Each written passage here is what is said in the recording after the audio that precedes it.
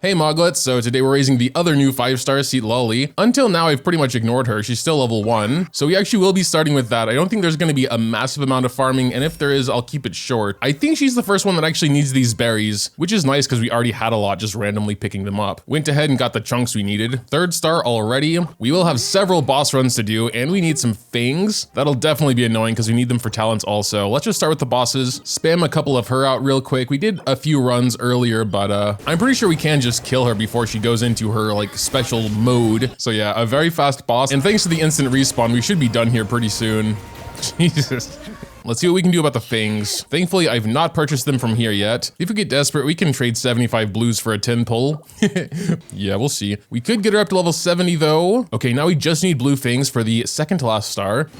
Boom, level 80, and this one's going to, yeah, ouch. This is probably gonna be the most annoying, because we'll definitely have to farm. Okay, thanks for the 2 bonus. We actually do have exactly enough now. Let's go ahead and finish the boss runs real quick here. Not a single 4 so far. If we get a 4 next run, it's only 1 more run. Come on.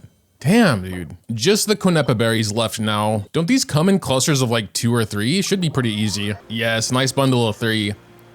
Beep, beep, beep. I mean, let's farm these guys on our way, of course. Beep, beep, beep.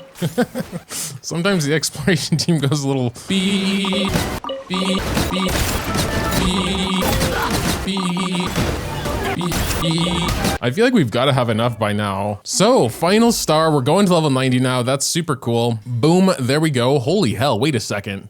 But alright, let's go ahead and do the talent and Constellation Overview. Being a Catalyst user, her normals apply Cryo. She can go into aiming mode with her charge attack and have an Auroron-esque icon, allowing her to interact with the same Natlan mechanics. For combat, it can hit multiple enemies, but typically not worth the time. Citlali's skill provides a Cryo shield that scales with her elemental mastery. It's best at blocking Cryo damage specifically. At the same time, she'll gain 24 Nightsoul points, enters the Nightsoul state, and summons a pet. The skill has a 16-second cooldown with a 20-second duration, so she can stay in Nightsoul state forever. However, this pet does absolutely nothing until Citlali has 50 points. Her limit is 100, so visually it needs to be at least half. There are a total of 5 ways to generate Nightsoul points for Citlali, but let's just talk about 3 for now. First is her skill, as we just talked about, 24 points. 2nd and 3rd are attached to her burst. She'll also gain 24 points on cast, but an additional 3 points per enemy up to 3 enemies, in the radius as these bubble things explode. So even in single target, just casting skill and burst is enough to barely cross the 50-point limit to activate her pet's ability. And this ability is essentially an aura of cryo damage. The pet, alongside with this ability, persists when she swaps off field, but it consumes 8 Nightsoul points per second. So worst case, it'll last about 7 seconds. Its main use is applying cryo for reactions, so it's important to note its internal cooldown. She'll only actually apply cryo every 1.5 seconds. You can see in this clip, the frozen text doesn't pop up every hit. Moving on to her burst, besides the Nightsoul points it provides, it deals attack scaling AoE damage and spawns those bubble things near up to 3 enemies that explode shortly after. Thankfully, due to her 2nd passive, this burst damage, along with the pet ability damage, scales with elemental mastery as well. 90% scaling for the pet ability and 1200% for the burst hit. Besides that, her 2nd passive is her 4th way of getting Nightsoul points. 4 points per Nightsoul burst, extending the duration of her pet ability by half a second. Her other passive decreases Pyro and Hydro Res by 20% for 12 seconds, specifically on the enemy that gets hit with a frozen or melt reaction. At the same time, her final method of gaining Nightsoul points kicks in,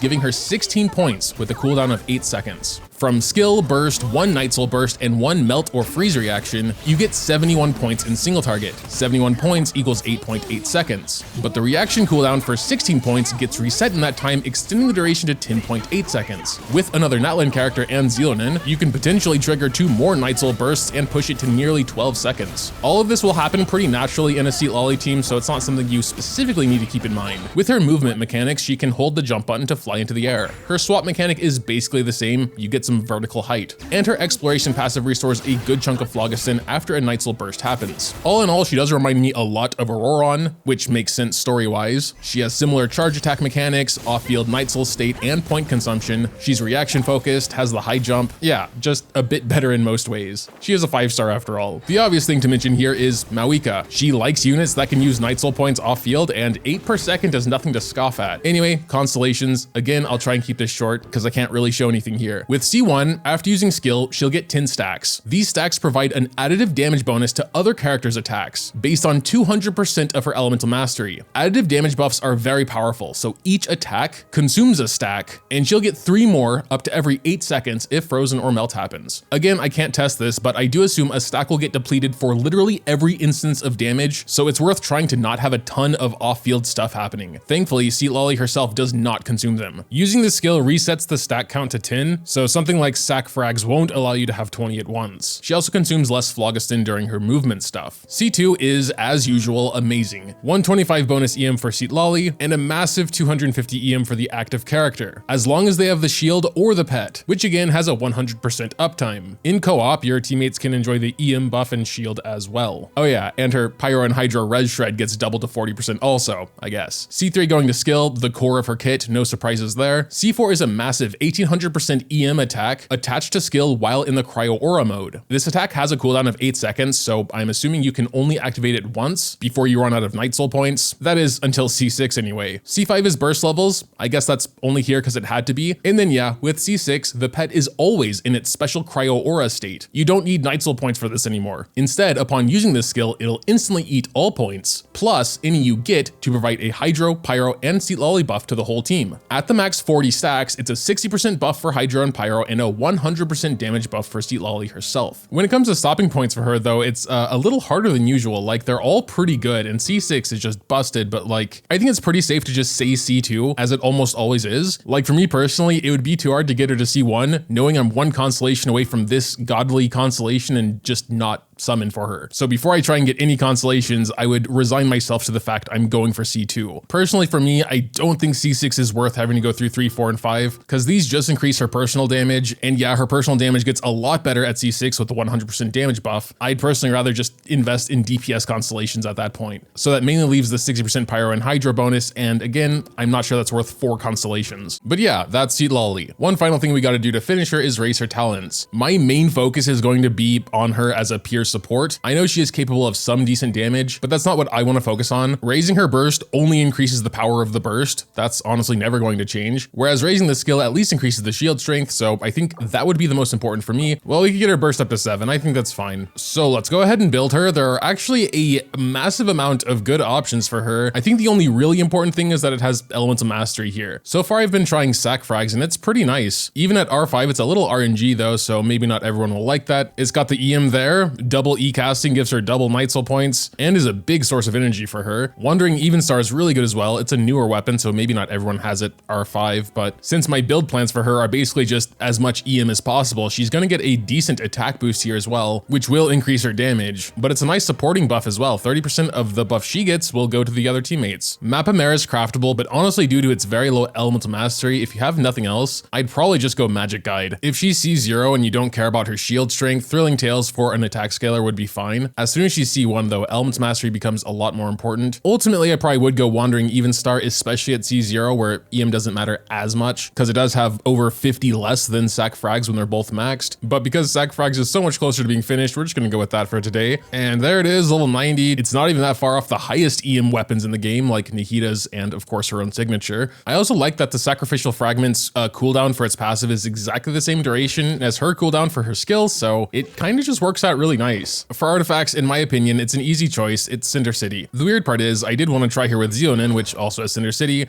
These sets do not stack, but I'm going to keep it like that for now just so it's more consistent. We are going triple EM, including Sands. If you have energy issues, of course, try giving her energy recharge, but with Sack Frags and the double skill cast, I haven't really felt it's an issue yet with my pitiful 116. So without buffs or anything, we are currently sitting at 900 EM, which I think is pretty good. And the first thing I wanted to look at is how strong is this shield? Let's just go on Masanori here. He's gonna do his spin attack. That actually does destroy the shield and deals 1400 damage. I guess it would be interesting how much damage that would have done without the shield. I know Masanori does hit quite hard. He is starting with spin attack again.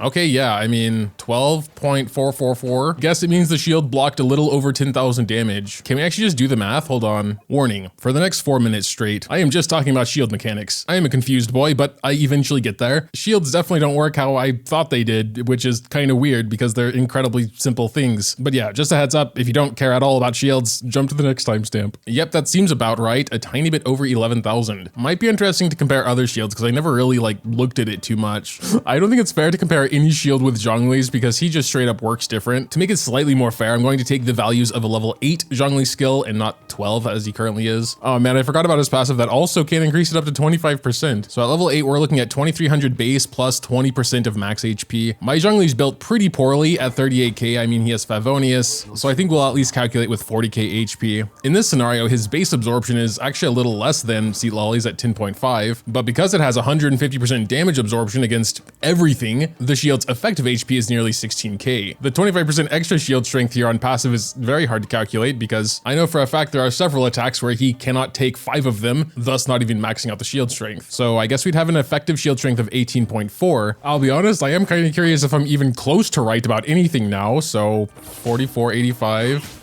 That 3-hit combo did 13,455 damage. Spin attack does 264 tens. Those 2 attacks combined do over 26k, so I'll know I'm extremely wrong if his shield survives both. 9624. All right, doesn't matter what he does now. There's the 3-hit combo, 13.4k damage, and the lightning strike, 9264. It's broken with 2168. So the total damage he did was 22,700, and the damage we actually took was 21. So the total absorption, I guess, was about 20.5. Since we did our earlier theoretical calculation with not my Zhongli, we'd have to do it again with my actual Zhongli stats and just kind of forget about Citlali right now. This is my Zhongli's base absorption. 19.3k is its effective HP. This is the part I'm most not sure about, but if we just go 175 to emulate it being at max, it'd be at 22.5. I think to keep it simple, saying like an average of 165 bonus, especially on Masanori, that kills the shield before 5 hits have happened. And this number is actually pretty damn close to the actual damage we were taking in game. Moga learns math, sort of, kind of, but there's probably something wrong anyway. I'm also not sure it's correct to look at the damage Masanori is doing to Zhongli and say that's what he's doing to the shield, because I guess the shield has its own properties. Like when you swap off to not Zhongli, they have different def, but the shield stays the same strength, I assume. How about no? How about not assume? Let's just do the same thing, but have someone else on field. That would make no sense if the shield like inherited the stats of whoever's on field. Okay, that's the 9264 attack. The shield expired. That's so fitting for Benny. Is anyone still here? Spin attack, and there's the lightning strike. We take 594. So we actually absorbed more this time. This is easy. Level 1 Sethos with 47 def. Starting with spin attack. What? This is a revelation for me. I've been playing this game for 4.5 years. How did I just learn about this? What the I think I finally understand. The actual HP of the shield itself doesn't change based on who's on field. It's just that when Masanori does his spin attack at my level 1 Sethos, he's probably doing 20k damage or whatever. Yeah, lightning strike is fine. 17k. Yeah, okay. I think that's what it is. Even so, that's wild. I always just thought of shields as like separate entities. I do think even with 0 def, he should survive this attack.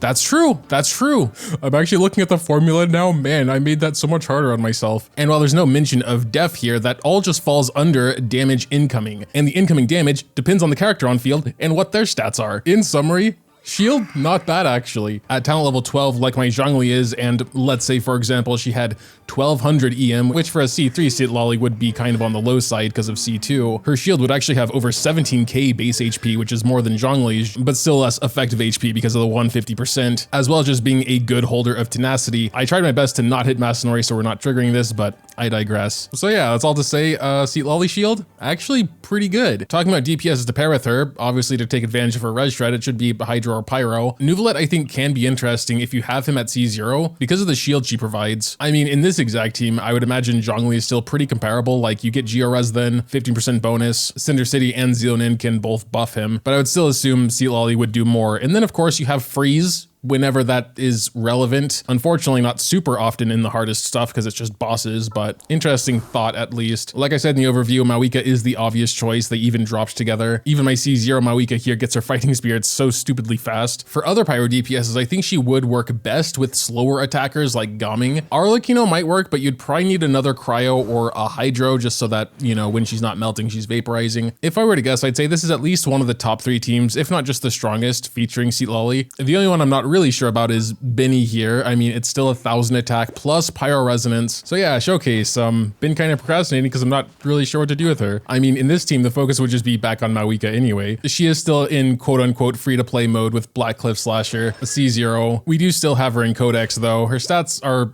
okay, they're not like horrible. Xilonen though has her signature, Cinder City, and C2, so we'll get another 45% attack there. But I guess one of the main things I wanted to look at was, so we have 0 fighting spirit now. We're gonna just like kind of go through the rotation how I think it might be played, and then, so we actually can do 2 E's and then burst, and then we have like this forever now, so that's kind of cool, I suppose. And yeah, Mavuika is easily at full fighting spirit when we come back.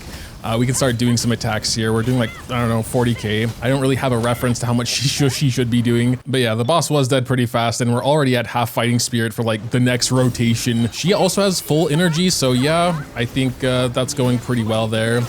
So we can just go ahead and do a burst again. Will that melt? It did 600k. What the hell? I guess it melted. This is just Mavuika Raised Part 2, and I'm not trying to be free to play anymore. Maybe a different order would be better. I'm just kind of experimenting right now. So will this melt? No, it was a 254 this time. Let's try having Bennett before Citlali. Let's see how this goes. I mean, we have her burst. That should, I think that has 2 units. So he had Cryo when I pressed Q. There we go. 617.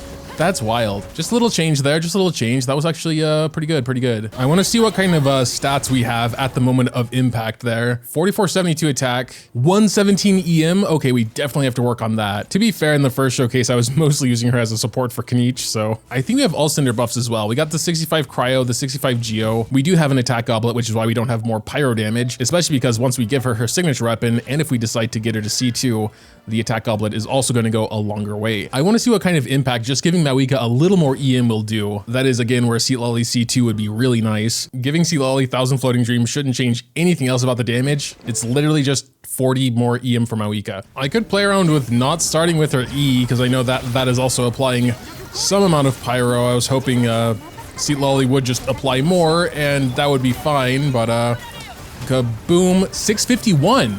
Okay, wait, that's actually a pretty huge difference. That's really hard to believe that 40 Elements of Mastery would do that though.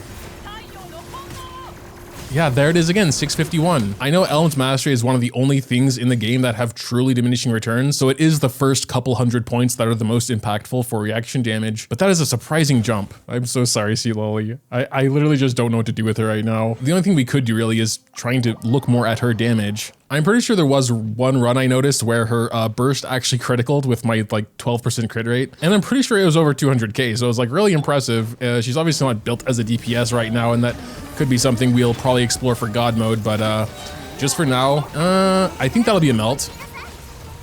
87k non-crit. That's actually pretty damn good. I don't think that'll melt. Oh, it did. 617. Oh yeah, I gave her sacrificial fragments back. But for now, that'll do it. Damn, 2 raising modes in a row. They are by far the most exhausting video for me because I at least try my best to learn the character as much as I can in the hopes I don't say something stupid, but it do be like that sometimes. But all right, let me know what you think about her in the comments down below. Dropping a like or subscribing to the channel if you enjoy is always greatly appreciated as well. Thanks, as always, for watching, and until next time.